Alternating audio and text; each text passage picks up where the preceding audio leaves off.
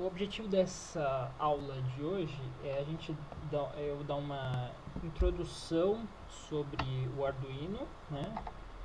Falar um pouco sobre o que ele é, algumas características, funcionalidades dele, alguns aspectos de programação, né? Eu vou fazer alguns exemplos aqui usando o Tinkercad, né? Quem quiser pode entrar lá no Tinkercad e fazendo junto, né, alguns exemplos que eu vou fazer aqui, falar de algumas limitações tal dele, e na segunda parte aí eu vou falar propriamente da programação dos módulos, né, principalmente em relação ao módulo dianteiro e o módulo traseiro, né? Porque a central a gente vai ter uma mudança aí que provavelmente a maior parte do código vai ter que mudar, tal. Mas eu vou me focar mais no código da Diana e da Tarsila, né? Módulo dianteiro e traseiro. Bom, antes eu queria passar só assim mais rápido alguns conceitos que acho que vão ser assim, importantes para a gente ver algumas funcionalidades do Arduino. Primeiro, a questão de sinais analógicos e digitais, né? O sinal analógico, basicamente, ele é um sinal contínuo, né? A maior parte dos sinais que a gente tem que a gente pode observar na natureza, eles são analógicos, né? Por exemplo, uma onda sonora, uma onda eletromagnética, né? São todos sinais contínuos. E o sinal digital, por outro lado, ele é um sinal que ele assume valores discretos, né? Ele tem um conjunto de valores que ele pode assumir, geralmente em intervalos discretos de tempo também, né? E de maneira geral, ele é o tipo de sinal, né, que os dispositivos de processamento trabalham, né? Então, no seu computador, quando você quer representar um tipo de sinal analógico para ele, quando ele tem que captar algum tipo de sinal analógico, ele vai ter que converter para um sinal digital. Só em relação ao sinal digital, algumas características dele, o sinal binário ele vai ter dois níveis de tensão, né, que a gente chama de nível baixo e nível alto. Nível baixo geralmente é o nosso GND, né, que é o 0 volts, e o nível alto vai ser sempre a tensão de alimentação positiva, né, geralmente 5 volts. Em relação às transições, a gente dá nomes para as transições de níveis. A gente dá os nomes de borda de subida e borda de descida. O que seria a borda de subida? Seria a transição de nível baixo para nível alto. Porque a borda de descida seria a transição de nível alto para nível baixo. E embora a gente represente dessa forma como se essas transições fossem instantâneas, na verdade você tem aqui um tempo de subida e um tempo de descida, né? Porque nada é absolutamente instantâneo assim, na natureza. Bom, e como que acontecem essas conversões, né? Por exemplo, quando eu quero pegar um sinal analógico, né? Por exemplo, a voz desse carinha aqui, e transportar de uma forma que o meu computador entenda. Eu tenho que transformar esse sinal analógico em um sinal digital, que no caso vai ser uma sequência de bits. E como que eu faço isso? Eu faço isso a partir de um ADC, que seria um conversor analógico digital. O que esse ADC vai fazer? Ele vai amostrar esse sinal, né, a amplitude desse sinal, em instantes periódicos, né, de tempo, né? Cada instante de tempo ele vai pegar uma amostra e aí ele vai representar essas amostras na forma de números binários, né? Que é a forma como o computador vai entender e armazenar isso, né? Bom, a precisão dessa leitura aqui, né, ela vai depender basicamente do número de bits, né, que eu estou utilizando. Por exemplo, se eu tiver um ADC de 3 bits, que seria esse caso aqui, eu vou ter 8 níveis diferentes que eu posso diferenciar esse sinal, né? Que a gente vê que não é uma precisão muito legal, né? Mas aumentando o número de bits eu posso ter um número maior de níveis de tensão que eu posso diferenciar esse sinal. E só comentando aqui, né, sobre, bom, e se eu quiser representar esse sinal de volta no domínio analógico, né, eu posso fazer isso a partir de um DAC. Né? O DAC ele vai pegar essa informação binária e vai reconstruir esse sinal em degraus, né? Ele não consegue fazer um sinal exatamente analógico, né? Ele reconstrói em degraus de tensão. Outro conceito importante que vai ser útil para a gente é o conceito de PWM, né? O que é um PWM? Ele é um método que simula um sinal analógico, só que usando um sinal digital, né? Que nem o que vocês estão vendo aqui. Então eu pego um sinal digital que ele vai ter uma frequência muito alta, ou seja, esse período muito pequeno. E o que eu faço? O sinal digital ele vai ter uma característica que a gente chama de duty cycle. Seria o duty cycle? Seria o tempo a cada ciclo, né? Isso aqui é um ciclo, né?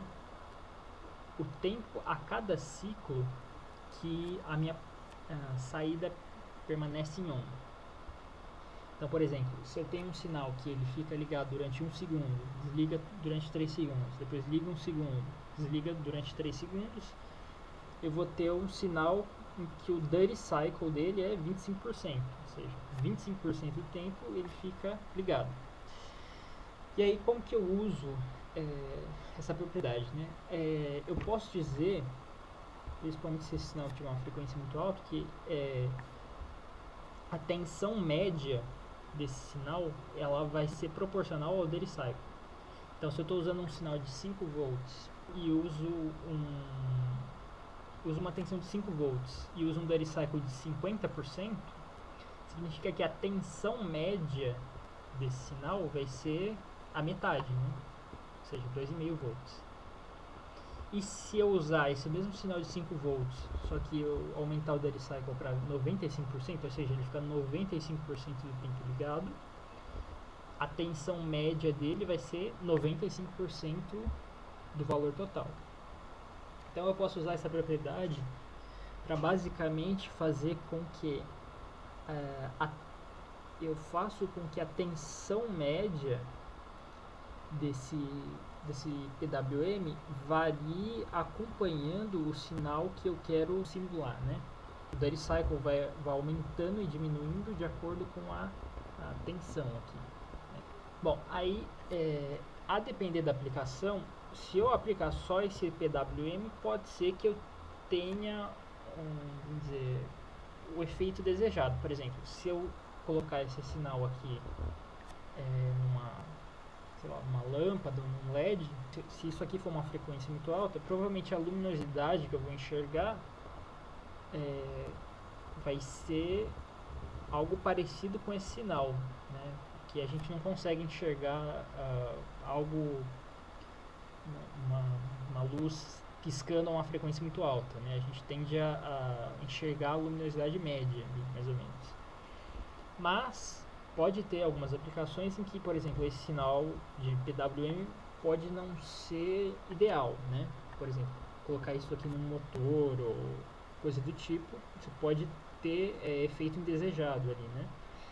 Se for o caso, você pode fazer o seguinte, você pode colocar um filtro, né? O que o filtro vai fazer? Ele vai justamente fazer com que esse PWM tenda a ficar na tensão média dele, de fato, né?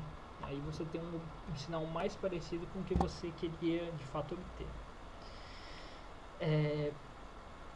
Outra coisa, em relação a pull-up e pull-down, né?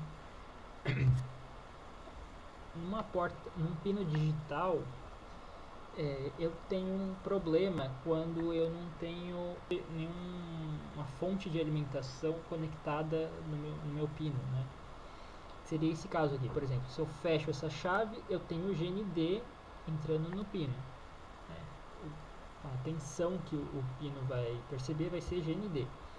Se eu abro essa chave, por outro lado, eu vou ter um nível de tensão aqui indefinido, né? Porque eu não tenho nem 5 volts nem GND aqui, né? Não tenho nada ligado aqui. Então a gente fala que esse pino está flutuando, né? Para eu resolver esse problema, posso usar dois artifícios, né? Que seriam o pull-up e o pull-down. O pull-up, como o próprio nome diz, ele puxa o seu nível de tensão para cima, ou seja, se eu fechar essa chave, ele vai fazer a mesma coisa que ele estava fazendo aqui, né? Ele vai jogar o GND pro pino D2. Se eu abro essa chave para o outro lado, o que vai acontecer? Eu tenho uns 5 volts aqui que vai estar ligado, vai ser um circuito aberto, mas eu tenho esse potencial de 5 volts ligado no D2. Então a tensão que o D2 vai perceber é 5 volts. Por outro lado, no pull down, quando eu fecho essa chave eu tenho 5 volts. Quando eu abro, eu tenho o GND conectado no D2. Então a tensão que ele vai perceber é o 0 volts. Ou seja, eu sempre tenho algum nível de tensão sendo lido, né? O Arduino é basicamente uma plataforma de prototipagem eletrônica que consiste de uma placa de desenvolvimento. Essa placa de desenvolvimento contém um microcontrolador. O que seria um microcontrolador? Seria um computador, se fosse um computador e um único chip. Ou seja, dentro desse chip microcontrolador, eu tenho um microprocessador, uma memória RAM, uma memória ROM. Eu tenho um conjunto de interfaces, né, de entrada e saída. Eu tenho um conversor AD, tenho contadores, temporizadores, etc., né? Ou seja, todos os elementos, né, que eu teria em um computador, eu tenho tudo isso reunido em um único chip, que é esse microcontrolador. E o microcontrolador, a placa de desenvolvimento, ela basicamente contém esse microcontrolador mais algumas funcionalidades adicionais, como por exemplo uma porta USB, né, que permite a comunicação com um computador, por exemplo, né, uma porta de alimentação,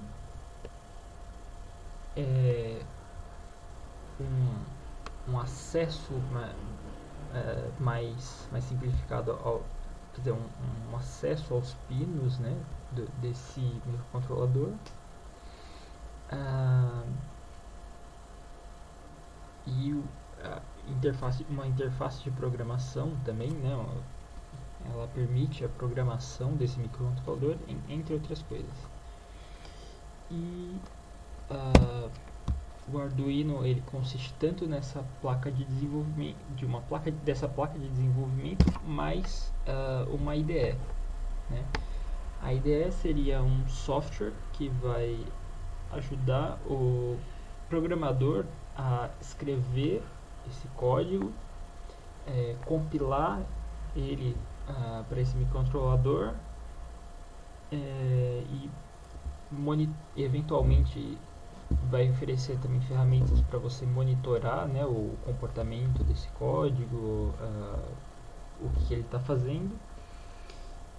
E além disso, você consegue fazer também um debug, né, desse código que vai estar rodando nesse microcontrolador, né, tudo isso a partir dessa IDE. Falando um pouquinho sobre um dos modelos, né, do Arduino que a gente usa, que é o Arduino Mega. O Arduino Mega ele vai ter uma porta USB, como a gente tinha comentado, né, por meio da qual a gente vai conseguir fazer essa comunicação dessa placa com o computador. Ele vai ter uma porta de alimentação também, né, se você quiser ligar diretamente uma alimentação a partir de uma fonte, né, enfim.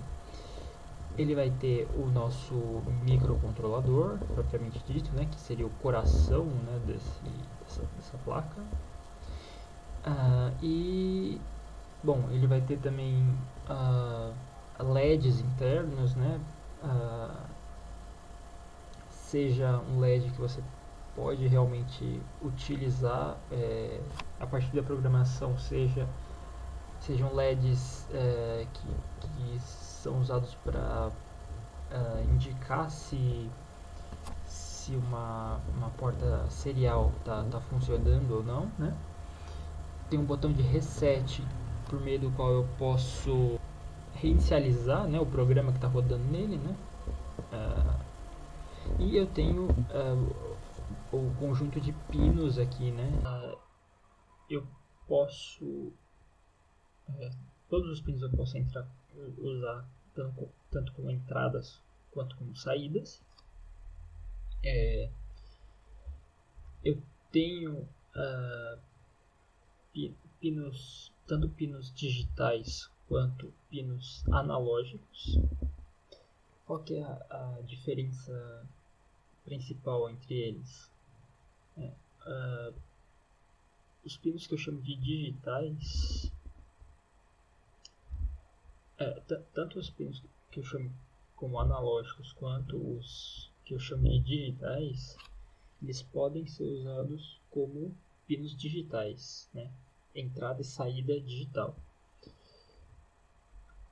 Só que só os pinos analógicos, os pinos que eu estou chamando de analógicos, é que podem ser usados como pinos de entrada analógica.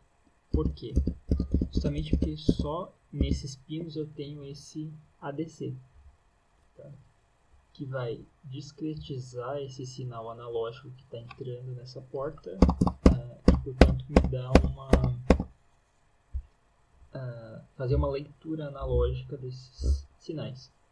Enquanto que os pinos digitais eles só são capazes de diferenciar se a entrada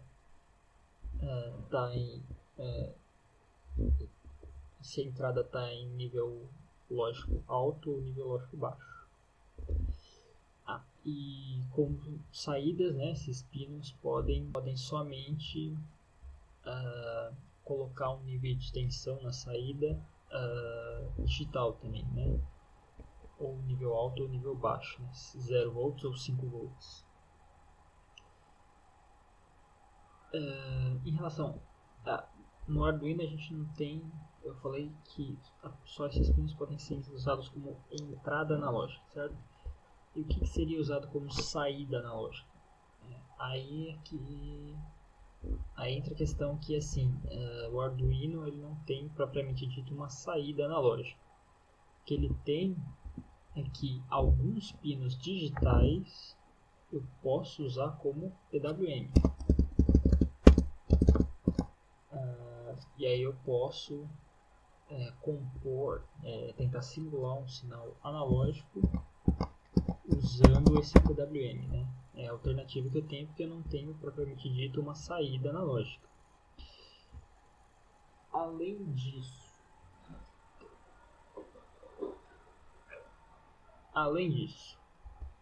eu tenho um conjunto aqui de 4 portas de comunicação serial no protocolo WART. Eu vou explicar um pouco mais sobre esse protocolo, mas é basicamente o seguinte: nesse protocolo, cada porta serial ela é constituída de ela utiliza dois cabos, né, para fazer essa comunicação. Seriam o TX e o RX, ou seja, transmissor e receptor, né? Esse aqui é o cabo que eu uso para transmitir dados para um outro dispositivo, e esse é o cabo que eu uso para receber dados desse dispositivo. E com cada par RX-TX eu consigo fazer uma comunicação com outro dispositivo, né? Então esse Arduino Mega ele vai conseguir se comunicar com até 4 dispositivos diferentes que tenham esse tipo de comunicação aqui, né? Além disso, que outros tipos de comunicação que eu tenho no Arduino Mega? Eu tenho uma comunicação I2C, que corresponde a esses pinos 20 e 21, e a comunicação SPI, que corresponde aos pinos 50 até 53. Tá. Eu não vou entrar em detalhes sobre a comunicação SPI nem a I2C, né? Eu vou focar mais na comunicação WART, né? Que é a comunicação mais usada, né, na nossa eletrônica atual, tá? Mas eu vou explicar isso um pouco mais pra frente. Em relação à corrente, a gente tem uma limitação que é o seguinte: cada pino eu posso passar uma corrente por esse pino de até 40 mA, mas é recomendado que essa corrente fique abaixo de 20 mA. Isso para cada um dos pinos, né? E a corrente, a soma das correntes estão sendo drenadas por cada pino não pode ultrapassar 200 mA. Em relação ao Arduino Pro Mini, é bastante parecido, né? No geral, eu tenho esses pinos azuis aqui, todos eles são pinos que eu posso usar como pinos digitais. Os pinos em vermelho eu posso usar como entradas analógicas, né? Os pinos analógicos, no caso do Arduino Pro Mini, eles são identificados com A antes, né? E eu tenho as comunicações SPI e I2C, da mesma forma que lá, né? E alguns pinos que eu consigo usar como PWM. Um detalhe que difere é que se lá naquele caso eu tinha 4 portas com comunicação WART, aqui eu só tenho uma, né? Apesar de aparecer 2 pares aqui, né? Eles são a mesma coisa, né? Ou seja, eu só consigo comunicar o Arduino Pro Mini com apenas um dispositivo. E uma coisa que eu não citei no Arduino Mega, mas que ele também tem, né? E o Arduino Pro Mini também tem, é a interrupção, né? Que é um recurso muito usado para temporização. Eu vou explicar com mais detalhes ali na frente, mas basicamente o que precisa ficar fixo é que eu só posso usar só tem 2 pinos que eu consigo usar como interrupção no Arduino Pro Mini. Seriam os pinos 2 e 3. Em relação a tipos de variáveis, eu acho que quem já teve um pouquinho de programação não vai ter muita dificuldade de identificar esses tipos, que eles são basicamente comuns a qualquer linguagem de programação, tem basicamente os mesmos tipos, né, de dados. Então a gente tem aí tipo booleano, né, que pode ser true, pode assumir valores de true ou false, tipo char, que ele contém um caractere ou um valor que corresponde a esse caractere, né, de acordo com essa tabela ASCII, né. A tabela ASCII é basicamente uma tabela que identifica cada caractere com um determinado número. Bom, então eu tenho char, unsigned char, a única diferença é que ele não tem valores negativos, né? Int short, que seriam tipos inteiros, que aí está o range de valores que eles podem assumir. Isso aqui é interessante saber, porque determinadas variáveis que você cria, de repente ela pode assumir valores que excedem os da variável que você está usando, né? Então, às vezes é interessante você saber que tipo de variável você vai precisar usar, baseado em até que valor pode chegar a sua variável, tá? Aí você tem o long, que seria a mesma coisa do int, só que com um range maior, né? E teria o float e o double, que eles contêm valores quebrados, né? Bom, em relação a entradas e saídas do Arduino, tem os pinos digitais e analógicos, né? Que funções eu tenho relacionadas aos pinos digitais? Eu posso usar o digital read para ler o valor de um pino, digital write para colocar um nível de tensão digital num pino, e pin mode seria basicamente a função que eu uso para declarar um pino, ou seja, para eu dizer para o Arduino que eu quero usar um determinado pino, eu uso essa função pin mode, né? Então, o digital read, ele vai ler o nível lógico, né, de tensão do seu pino, se é 0 ou se é 1, e entre parênteses você vai colocar o número do pino que você quer ler, né? Então, digital read 2 vai ler o nível lógico do pino 2. Digital write, por outro lado, eu tenho que escrever o pino onde eu quero colocar esse valor de tensão e qual é o nível lógico que eu quero colocar nesse pino. Então, digital write 8 high, ele vai colocar o pino 8 em nível high, né? Nível alto de tensão, 5 volts. Né? E o pin mode, você tem que informar o pino e o modo. O que seria o modo?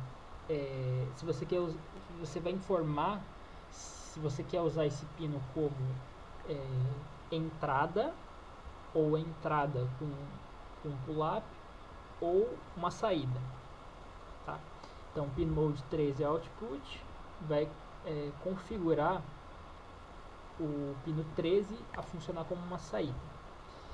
E na parte analógica, bom, analog read e o valor do pino, você vai ler o valor de tensão analógico desse pino que você colocar aqui, né? Por exemplo, analog read A1 vai ler o nível lógico do pino A1, né? Precisa, como eu disse, precisa necessariamente ser um pino analógico, né?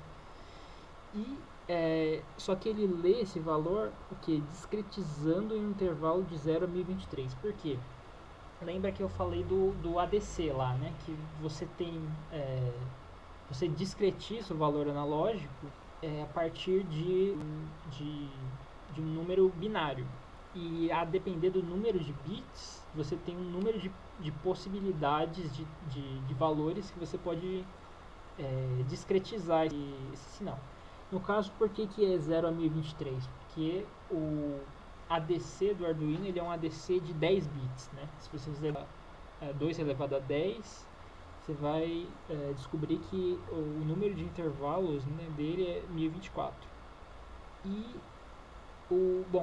o analog write, eu não falei, mas o Arduino ele não tem propriamente uma saída analógica, né? O que a gente pode fazer é gerar uma onda PWM para tentar emular, para tentar simular esse sinal analógico.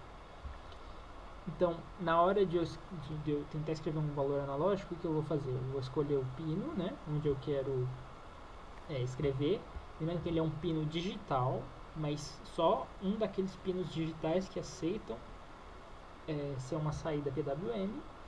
E eu vou escrever um valor de 0 a 255 que vai representar o duty cycle desse sinal, onde 0 é um duty cycle de 0% e 255 é um duty cycle de 100%.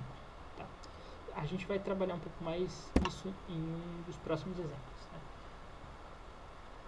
Bom, agora eu vou sair um pouquinho do slide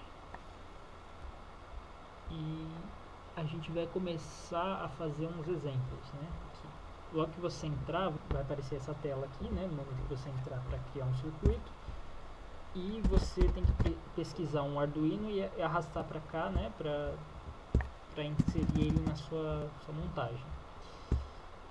E na hora que você abrir código aqui, ele vai aparecer um código em blocos aqui, né? O que a gente está interessado é um código em texto mesmo.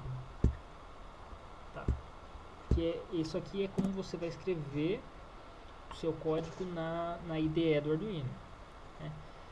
Uma coisa que eu esqueci de citar é todo código em Arduino ele tem basicamente duas funções principais. Seria o setup e o loop. Setup e o loop. E, bom, para que a gente usa o setup? O setup ele geralmente é usado para inicialização de pinos, de interrupções, enfim. E o setup ele executa uma única vez logo no início. Então, logo que eu executo o código, ele vai executar o setup uma vez e aí em seguida ele vai ficar executando esse loop aqui repetidamente, né, infinitas vezes. Né? Enquanto você deixa o Arduino ligado, ele vai executando esse loop infinitamente aqui, né? Eu vou acho que começar esse código desde o início para ficar mais claro, eu acho, né? Então, primeira coisa que a gente tem que fazer seria declarar o pino que a gente quer usar. Então, no meu caso o nosso LED interno, né?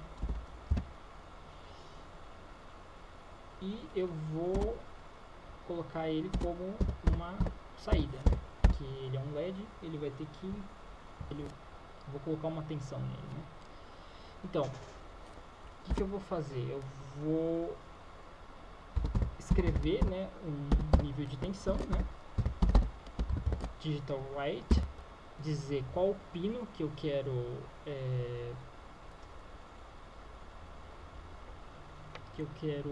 colocar uma tensão, né? Nesse caso é o LED built-in.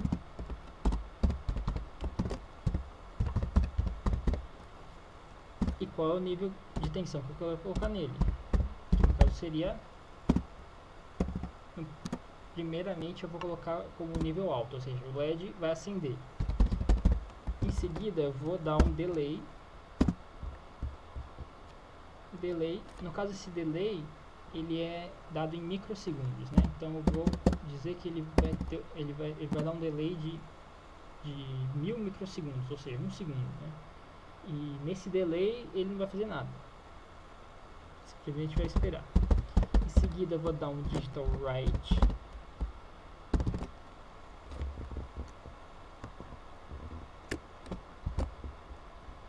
eu vou escrever baixo, né?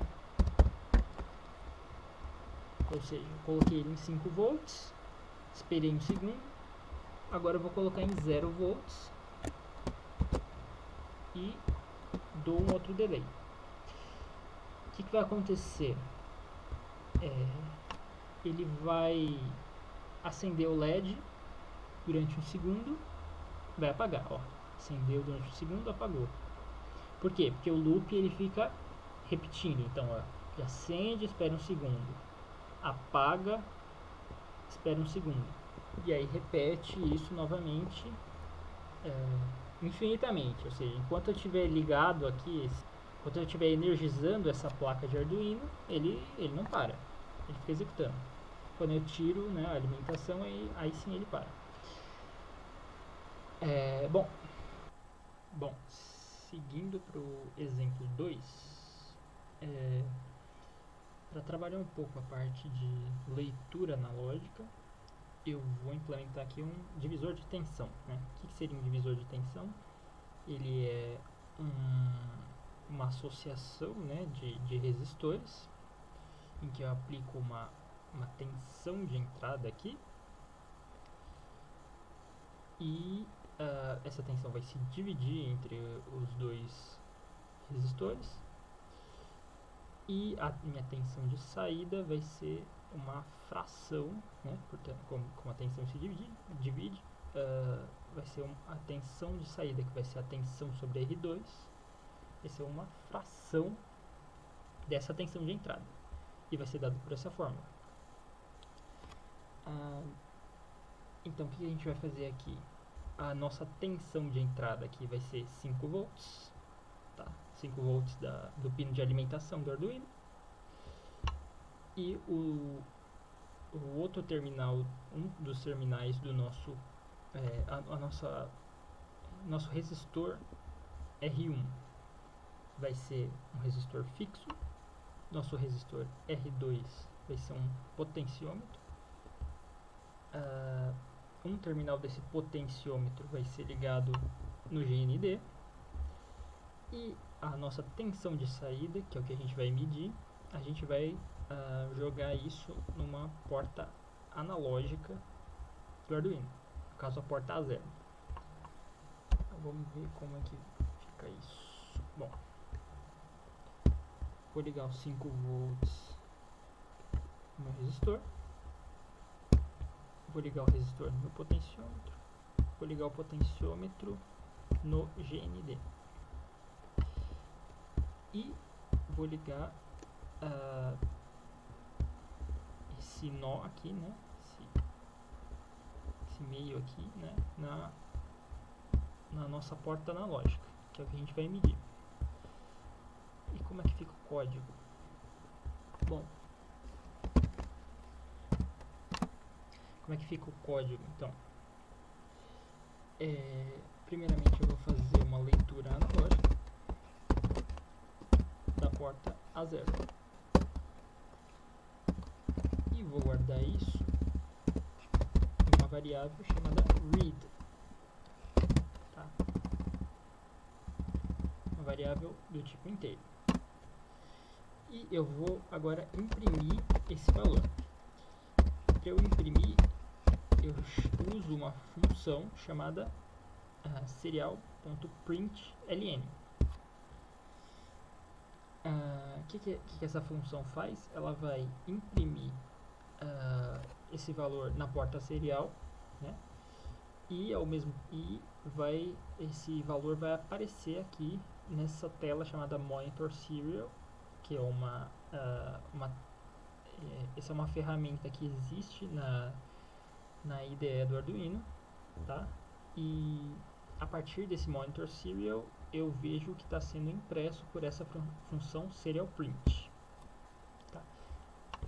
E o que eu vou imprimir? Imprimir read. Só que tem um detalhe: como eu estou imprimindo na porta serial, eu tenho que também inicializar essa porta serial, e eu faço isso a partir da função serial begin. E eu coloco serial begin e entre parênteses a velocidade de transmissão de dados com que essa comunicação serial vai acontecer. No caso, 9600 Mbps. Lembrando que existem velocidades padronizadas, né? Isso dá para achar no site do Arduino, tá? E eu vou rodar essa simulação, esse código. Tá. Então, é um resistor de 1K, potenciômetro de 1K. Coloco ele no máximo, ele registra um valor de 512. Por que 512, né? Bom, se eu estou no mínimo, eu deveria registrar um valor de 0, próximo de 0. E no máximo, eu deveria registrar um valor de 2,5 volts. O 512, ele está me mostrando 512, né? Porque justamente por conta de que o ADC, né, o conversor analógico digital, que está associado a essas portas analógicas, ele é um conversor de 10 bits. Portanto, o que ele faz? Ele pega o intervalo de 0 a 5 volts, que é a tensão máxima que ele consegue medir, e divide esse intervalo em, já que ele é 10 bits, em 2 elevado a 10 divisões, né? Ou 1024 divisões. Portanto, se o intervalo de 0 a 5 volts eu tenho 1024 divisões, 512 eu estaria exatamente na metade, né? Ou seja, 2,5 volts. Bom, o que nós vamos fazer agora? A gente vai substituir esse potenciômetro por um capacitor de 3 milifarads. E agora o que a gente vai medir o que a gente vai monitorar, né, é justamente a tensão sobre o capacitor, né? E conforme a gente já tinha visto, a tensão sobre o capacitor no circuito RC, ela tem esse comportamento aqui, né? Segue essa curva exponencial, né? E ela vai se estabilizando, ela vai se estabilizar aqui na tensão final, que no nosso caso vai ser 5 volts. Então eu espero ver algo desse tipo quando eu colocar um capacitor aqui. Então eu vou arrastar um capacitor para cá. Eu vou mudar a capacitância dele, né, para 3 milifarads. E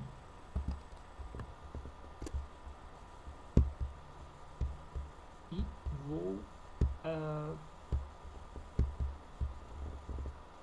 ligar esse capacitor da mesma forma que estava ligado o potenciômetro, né? Só vou implementar mais uma mudança no código, que eu vou colocar um delay de 20 milissegundos,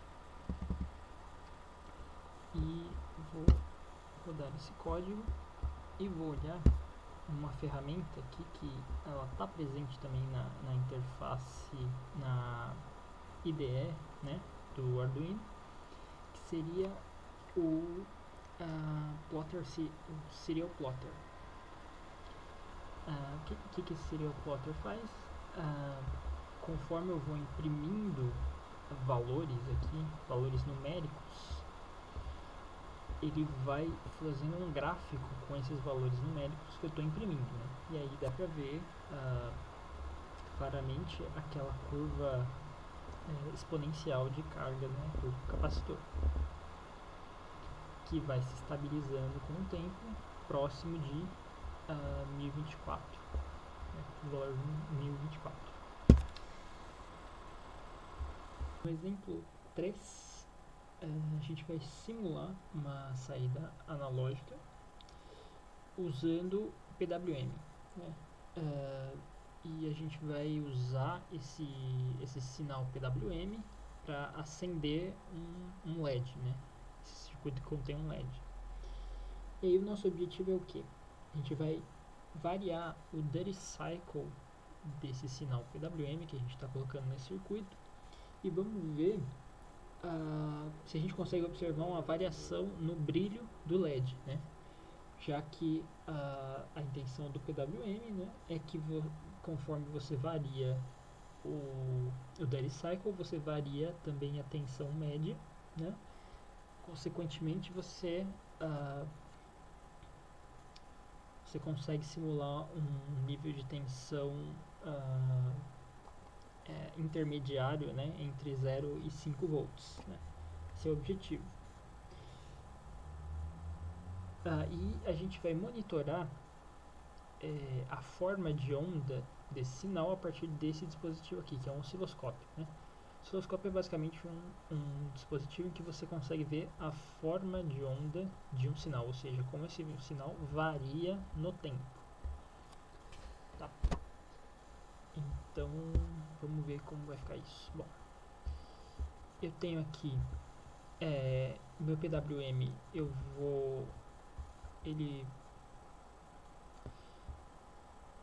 ele vai ser colocado na porta 6, né? Então o sinal está aqui, ele vai alimentar esse circuito, tá? Cujo outro terminal do LED está aterrado, né? E eu estou monitorando justamente a tensão nessa porta em relação ao terra, tá? Se eu vou utilizar a porta 6 como minha saída, né? Saída PWM, eu preciso declarar isso, né? Então eu estou usando meu pino 6 como saída. E eu então vou escrever o valor, né, de tensão na saída. Eu vou escrever a função analogRide tem como parâmetros o pino onde eu estou colocando essa tensão e o DeliCycle, que no meu caso vai ser uma variável, sendo que essa variável se inicia em 0 e a cada loop ela vai incrementar. Beleza? E aí, bom, como o máximo valor que ela pode chegar é 255, quando ela for maior ou igual a 255, eu tenho que zerá-la.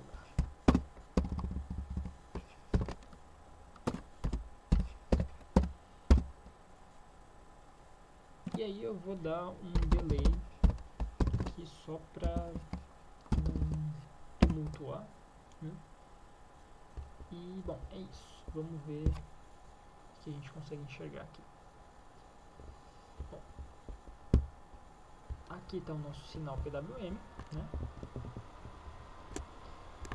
Você vê que ele é um sinal digital, mas que ele vai mudando o DeliCycle dele, né?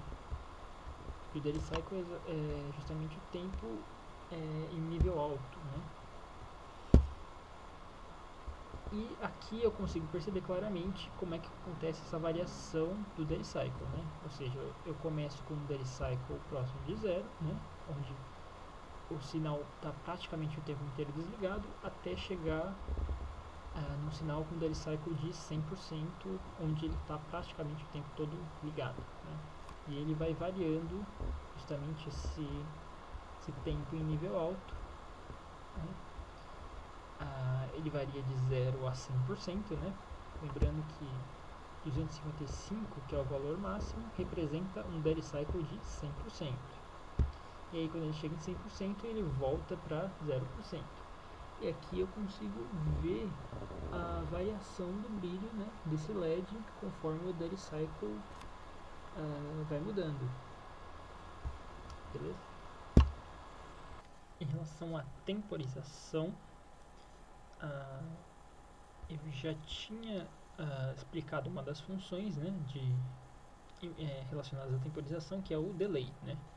Pausa o programa pelo tempo que você especificar, sendo esse tempo em milissegundos.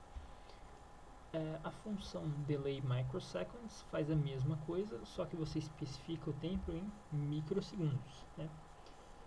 Uma coisa para se atentar aqui seria o range máximo, né, de valores que esse delay aceita, né? Você pode perceber que o delay microseconds ele aceita um range de valores muito menor do que o delay, né, comum em milissegundos, né? De forma que a gente sempre usa o delay microseconds quando a gente quer delays pequenos, mas com alta precisão.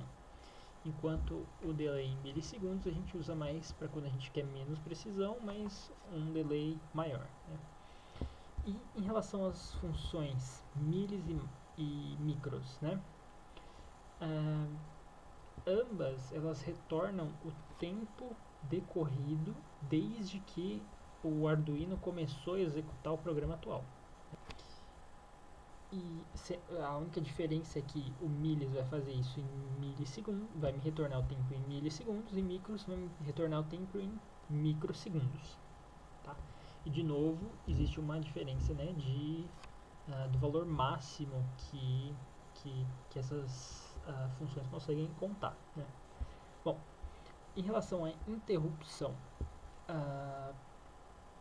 o que faz uma interrupção, né? Ela chama uma função quando ela detecta uma transição. O que seria o que eu estou querendo dizer por transição? Lembrando, né? Borda de subida, a transição de nível baixo para nível alto, né? Ou seja, 0 para 5 volts. Enquanto que a borda de descida é a transição de nível alto para nível baixo, né? Ou seja, de 5 volts para 0. Então, ele chama uma função quando ele detecta uma transição no pino que eu especificar. Então, eu tenho que passar 3 parâmetros, basicamente, para essa função, né? O pino onde ela vai detectar, né, essa transição, a função que deve ser chamada no momento em que ela detectar essa transição, e o modo, seria basicamente o tipo de transição que essa função tem que pegar, né? Vão existir basicamente 3 modos, né, que seria rising seria uma borda de subida, falling, que seria uma borda de descida, ou change, que seria, ele detecta tanto a borda de subida quanto uma borda de descida.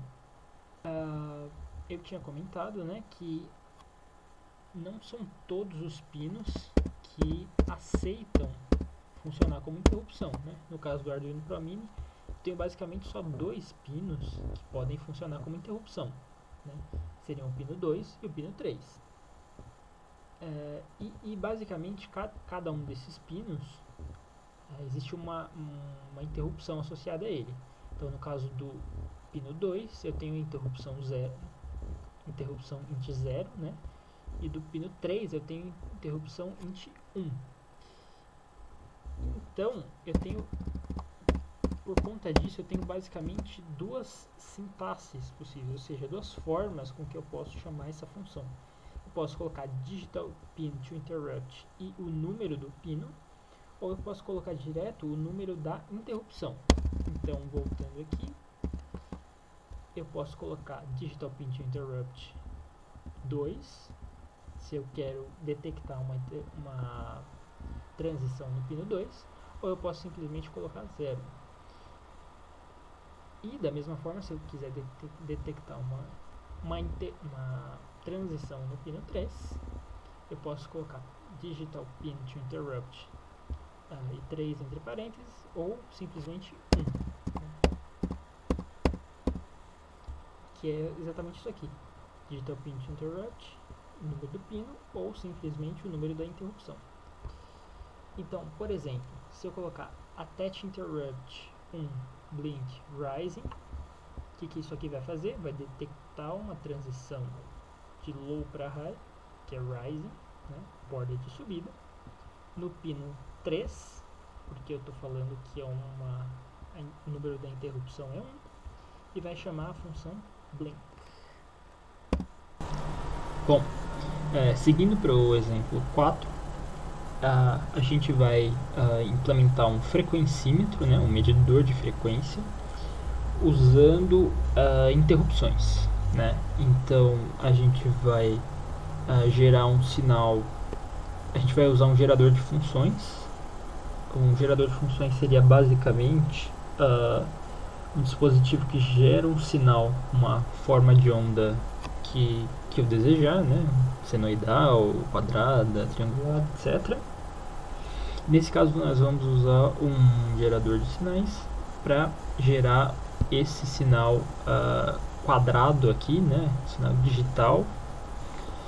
E nós vamos colocar esse sinal numa porta de Arduino e vamos programar uma interrupção para pegar essa diferença de tempo entre 2 bordas de descida, né, esse delta t aqui, e a partir dele nós vamos sabendo que isso aqui corresponde ao período, né, dessa onda, a gente vai conseguir calcular a frequência desse sinal. Tá? Então a gente vai programar uma interrupção, né, uma dash interrupt, uma borda de descida, chamar essa função calcfrec. E essa função calcfrec vai justamente calcular esse ΔT, né, a diferença entre a última e a penúltima borda de descida, e calcular a frequência. Então vamos ver como que a gente vai fazer isso, né? Bom, primeiro eu vou declarar as nossas constantes aqui. Então eu vou declarar duas constantes inteiras, que seriam o instante anterior, né, o instante do último pulso, e o período, né, e eu vou declarar a nossa variável frec, que vai ser a nossa frequência. E, bom, já que eu estou usando,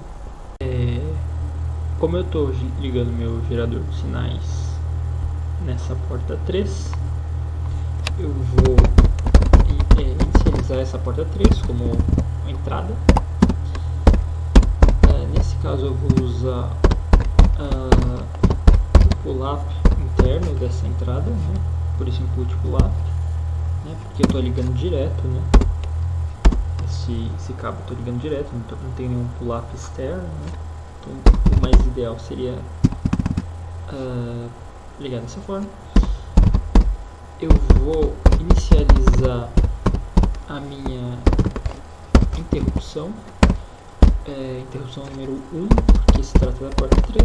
Ela vai chamar a função calcfrec e ela vai detectar uma borda de descida. E eu vou inicializar a minha porta serial. E agora eu vou dizer o que essa função calcfrec vai fazer. Que é a função para calcular a minha frequência. Bom, a primeira coisa que eu vou fazer então é calcular o período desse sinal, que vai ser a diferença entre o instante atual. Lembrando que o instante atual vai ser dado por essa função milis, que retorna o tempo decorrido desde o início da execução desse programa, né? Portanto, o nosso instante atual, menos o instante da última borda de descida. E eu tenho que atualizar o instante da última borda de descida para ser o instante atual. Por que eu faço isso? Para que eu sempre pegue a diferença entre duas bordas de descida consecutivas.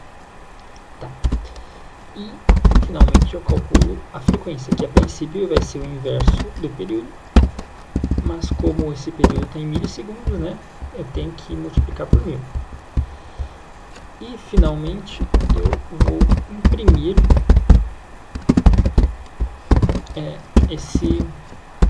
a última frequência que eu calculei, e vou dar um delay só para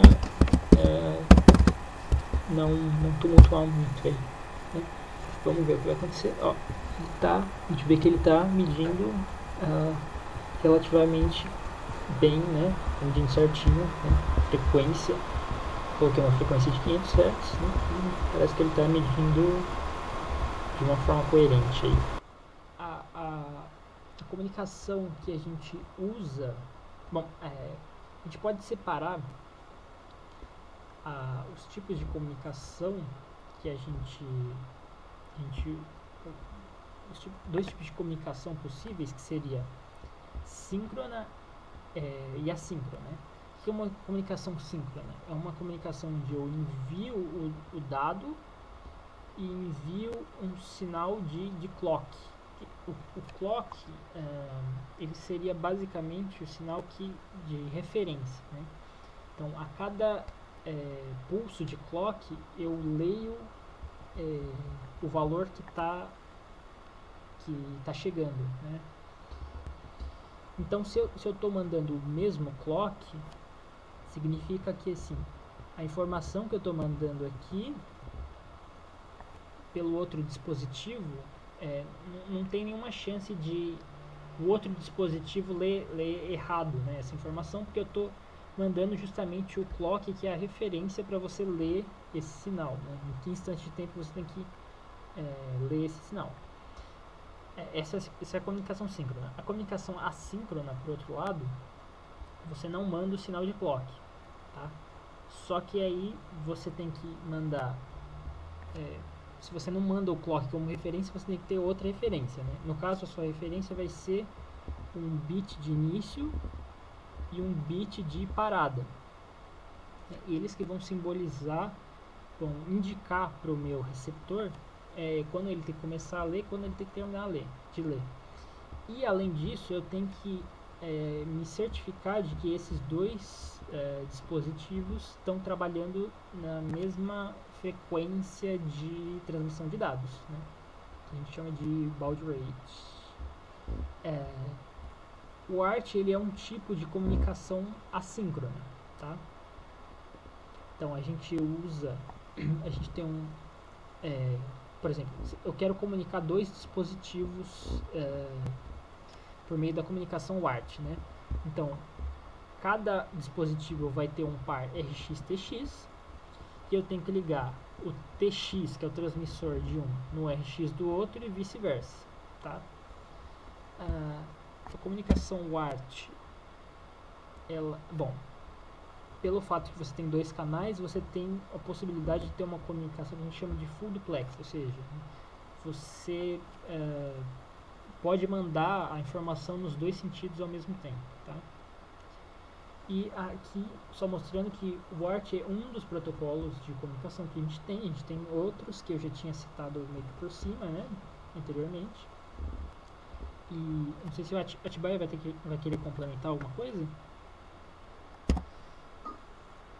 Bom, e aí o exemplo que a gente vai executar aqui, né, seria um exemplo de comunicação WART entre dois Arduinos, tá? Então, a gente vai, primeiro a gente vai garantir que eles estão no mesmo, que esses dois Arduinos vão estar no mesmo terra, né? Se você estivesse ligando esses dois Arduinos num PC, provavelmente você não precisaria fazer isso aqui, tá? Mas como o software não entende que eles estão ligados, que eles têm terra comum, né, é bom garantir. E aí, o que a gente vai fazer? Bom, a comunicação WART ela vai acontecer, como eu tinha dito, né, através de dois cabos, né, que em cada módulo você vai ter um par RX-TX e aí você vai conectar o RX de um com o TX de outro e vice-versa, tá? Eu vou ter um transmissor, um Arduino que eu vou considerar como meu transmissor e outro que eu vou considerar como meu receptor, tá? E aí o que eu vou fazer? O meu receptor, primeiro ele vai enviar uma mensagem, ele vai ficar constantemente enviando uma mensagem para o meu transmissor, e essa mensagem ela vai comunicar para o meu transmissor que o meu receptor quer receber uma mensagem. Basicamente seria isso. E aí o transmissor, no momento que ele detectar que ele recebeu esse caractere aqui, que está avisando para ele que o receptor quer receber uma mensagem, ele vai transmitir, né, essa mensagem. Primeiro eu vou para o meu transmissor, que é mais fácil de entender, né? Então, eu inicio minha comunicação serial, tá? Eu tenho essa variável aqui que vai ser... Isso aqui ele é mais ou menos o código que a gente usa... vocês vão perceber que ele é muito parecido com o código que a gente usa no módulo dianteiro, tá? Então, o módulo dianteiro, ele tem ele calcula a velocidade lá, né? E ele precisa transmitir essa informação para a central, né? Porque a central é que ela vai pegar essa informação e colocar vai disponibilizar essa informação no display lá, né? Então como que eu faço isso? Primeiro, eu vou verificar primeiro se existe, lembra que o módulo que vai receber, ele primeiro envia uma mensagem para mim, que é aquele S lá, para sinalizar que ele quer receber uma mensagem. Então primeiro eu vou verificar se eu recebi alguma mensagem do módulo receptor. Se eu recebi, aí eu verifico se essa mensagem é um S. Se isso se verificar também, aí o que eu faço? Eu vou imprimo V, imprimo o valor da velocidade, né, que nesse caso vai ser 300, e imprimo A, tá? Então, a mensagem que ele vai mandar é V300A. E eu dou esse delay aqui só por uma questão mais de ficar mais... de não se amontoar, né, essa transmissão. Bom, isso aqui que eu descrevi seria o módulo transmissor, certo? Que vai transmitir a mensagem. E o receptor?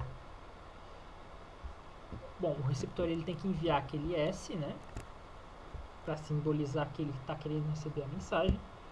Ele dá um delay, né, ele espera um pouquinho, e aí ele vai verificar se eu recebi alguma mensagem, né, que seria a mensagem que ele vai receber é aquele V300A, né. Então, primeiro eu verifico se eu recebi a mensagem. Se eu recebi a mensagem, aí ele vai fazer algumas operações aqui para tentar extrair isso aqui tudo, ó. São operações para tentar extrair o valor de velocidade a partir da mensagem que eu recebo. Então, primeiro, eu vou guardar numa string, que eu estou chamando de auxd, o que? Serial.read string until, esse /n aqui é um caractere que ele é a quebra de linha, né? Ou seja, eu vou ler, lembrando que eu estou imprimindo a mensagem lá, né? No final aqui eu dou um V300A e aqui eu estou dando um print ln, ou seja, cada mensagem ele está dando uma quebra de linha, né? Então, se eu pedir para ele ler até a quebra de linha, ele vai ler o V300A, né? Bom, aí eu guardei nessa string auxd. Essa string velstr, o que ela vai guardar? Ela vai guardar um pedaço, uma substring, ou seja, um pedaço dessa string auxd. E esse pedaço ele vai estar entre V e A, né? Que seria o valor 300. E aí, esse inteiro vel, o que ele vai guardar? Ele vai guardar a transformação desse vel string para um inteiro, né? Por quê? Eu separei 300, só que esse 300, que é o valor que está guardado em vel string, ele é uma string ainda. Então eu preciso ainda converter essa string para um inteiro, tá? Então esse toInt, ele está fazendo justamente isso, ele está convertendo essa string para um valor inteiro. Então vel vai ser um inteiro 300, tá? E aí isso aqui é meio que uma gambiarra que eu estou fazendo, porque o Arduino Pro Mini ele só tem uma porta serial, né? Então basicamente toda vez que eu escrevo aqui serial print, na verdade eu estou escrevendo na porta serial e portanto eu estou mandando essa mensagem pro transmissor, né? Tanto é que eu uso um serial print para mandar o S lá, né? Aí se eu ficasse imprimindo toda hora o valor da velocidade ia dar problema, né? Então o que eu estou fazendo? Eu estou dando meio que um delay aqui, né? Ou seja, a cada 500 milissegundos eu imprimo o valor de vel, o último valor de vel. Então vamos ver se ele vai... O que vai aparecer aqui no monitor serial. Ó, a cada 500 ele fica mandando S, certo? Ó, S, S, S. E o outro Arduino, que ele tá? Ele está escrevendo V300A, que é a mensagem que ele está mandando pela porta serial pro receptor. E o receptor, ele está mandando S constantemente para indicar pro transmissor que ele tem que enviar a mensagem. E aí a cada 500 milissegundos ele vai escrever recebido e o valor de véu que ele extraiu da mensagem que ele recebeu. Tá? Beleza? Acho que os exemplos acabaram por aqui e agora eu queria só dar uma explicada realmente nos códigos que a gente usa de fato nos módulos, tá? Aqui é a última parte dessa aula.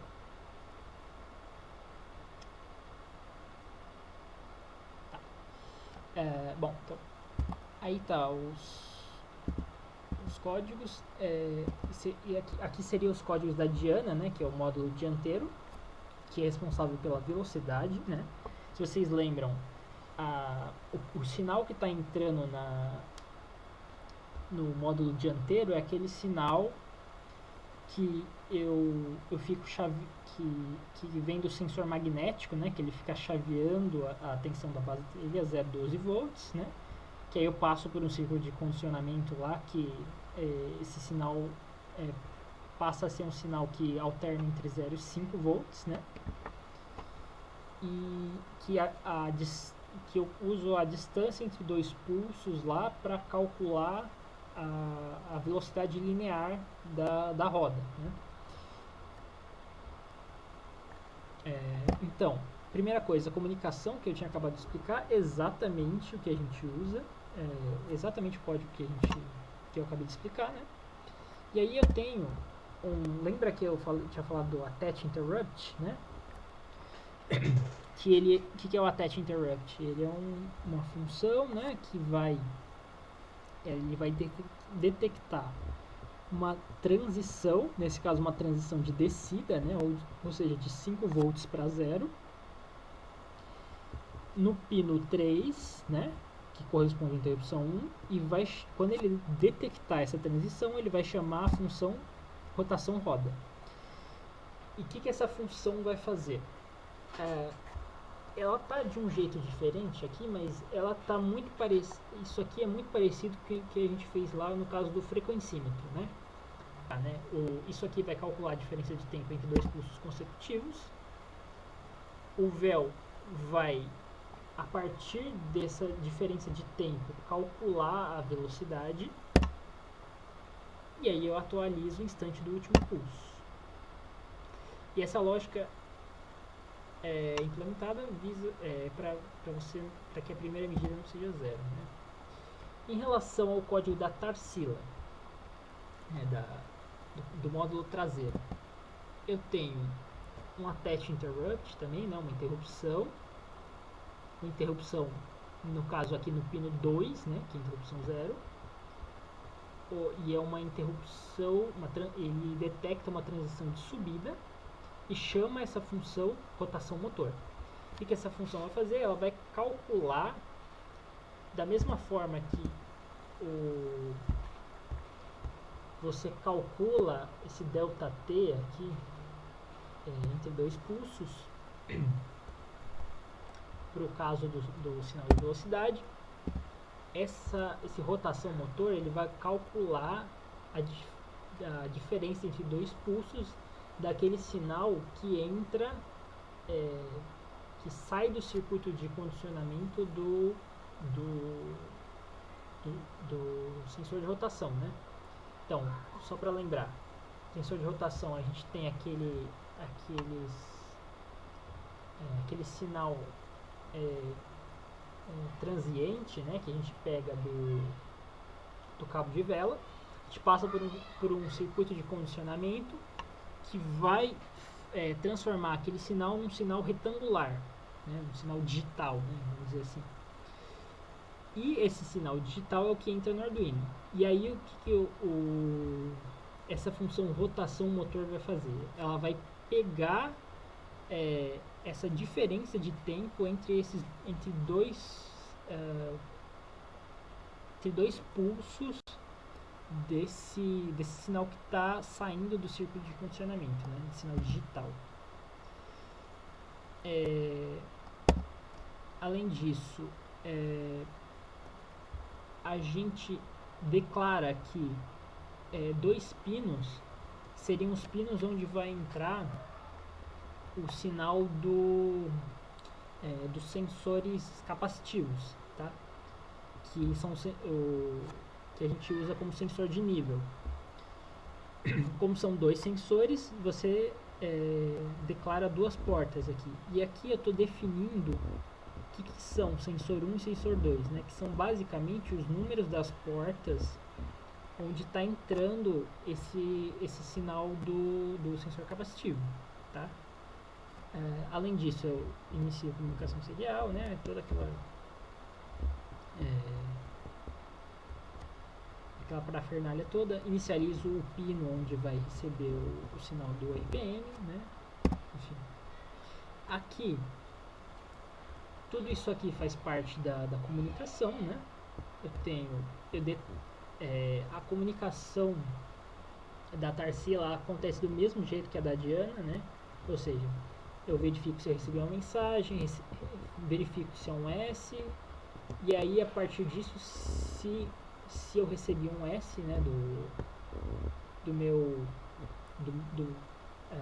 do módulo receptor, né, que no caso vai ser a central, né, aí sim eu peço para calcular o RPM. Como que eu calculo o RPM?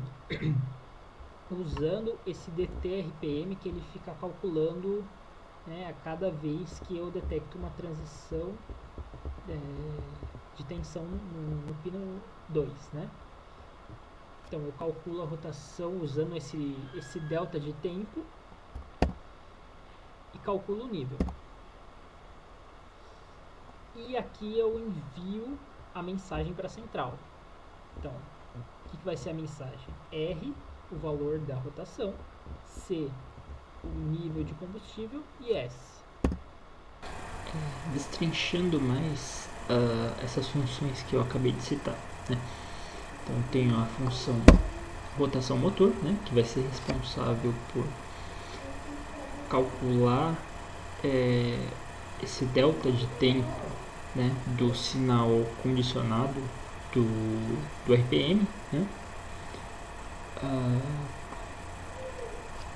que é a função que é chamada pela interrupção, tal, enfim. A forma de calcular esse delta de tempo vai ser a mesma que é utilizada na Diana, igualzinho, né? Então não vou comentar muito. Bom, mas o importante é que essa função rotação motor vai calcular esse delta de tempo, né, que é o DT-RPM. E a partir desse DT-RPM eu consigo calcular a rotação, né? Vai ser simplesmente uma conversão aí, né, de unidades.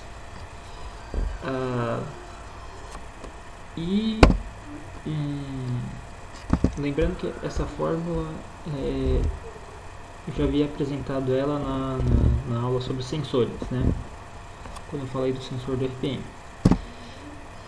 Só um detalhe aí que devido a que a gente colocou um limite, né, no DT-RPM, e aí finalmente a gente chega na função calcula nível, que vai ser responsável por calcular o nível de combustível. Bom, como que ela vai fazer isso? A cada intervalo de tempo, que vai ser definido por delay ms, né, que é uma constante, né, que eu defino no começo do código, é feita uma média do nível de combustível a partir de uma quantidade de medidas, vai ser dado por QNT medidas, que é outra constante que eu defino no início do código, tá? Então, por exemplo, se eu colocar um delay ms de 30 e uma quantidade de 20, quer dizer que a cada 30 milissegundos, o que ele vai fazer? Ele vai guardar o nível de combustível, né? Sendo que esse nível pode ser 0, 1 ou 2. Ele vai guardar esse nível de combustível nessa variável soma combustível, né? A cada 30 milissegundos. E se eu colocar uma quantidade de medidas de 20, depois que ele fizer 20 medidas, o que ele vai fazer? Ele vai tirar uma média, né? A partir dessa variável soma combustível. E aqui nessa linha estaria basicamente o coração, né, desse código. Então, lembrando lá que eu tenho o sensor 1 e o sensor 2.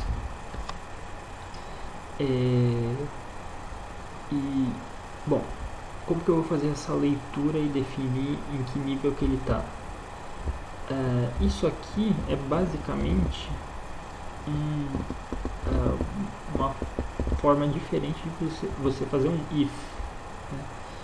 Então o que eu vou fazer aqui? Eu vou ler o sensor, vou ler o sinal, né? Vou ler, fazer uma leitura digital, né, do sensor 2. Por que leitura digital? Porque lembrando lá, a saída desse sensor é digital, né? Ou ele computa 12 volts ou 0.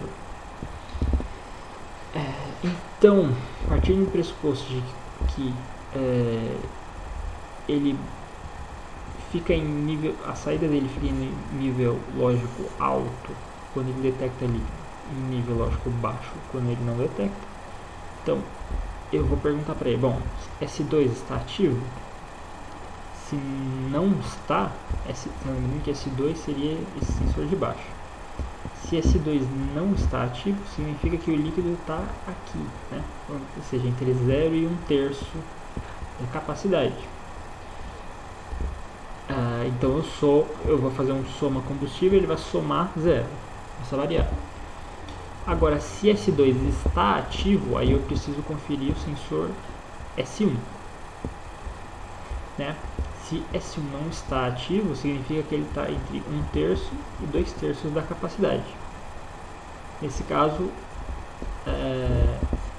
o meu nível de combustível é 1, né? Então eu somo 1 na variável soma combustível. E caso esse sensor também esteja ativo, aí eu tô com uma o meu líquido está num nível acima de 2/3 da capacidade dele, né? Ou seja, ele está no nível 2 aqui, né? Então a minha variável soma combustível vai somar 2, né? E bom, é isso.